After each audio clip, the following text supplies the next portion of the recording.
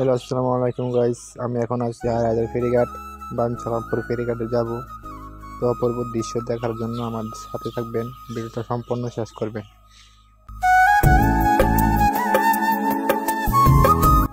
পাশ দিয়ে যাচ্ছে এক লঞ্চ, এই জন্য সৌন্দর্যের মহার। এই নদীটাকে বলা হয় মেঘনা নদী।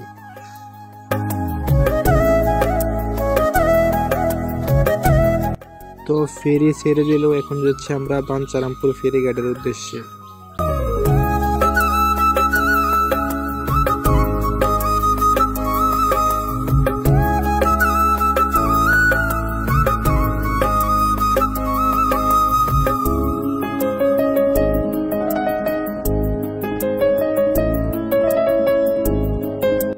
পাশ কাটিয়ে চলে যাচ্ছে আরেকটি ফেরি, এখানে সৌন্দর্যের এক মহান ভিউ।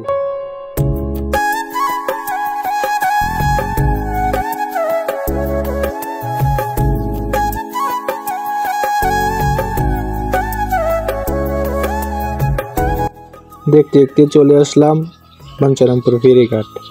তো ভিডিওটা কেমন লাগলো সবার কাছে বলে দেবেন। আসসালামু আলাইকুম।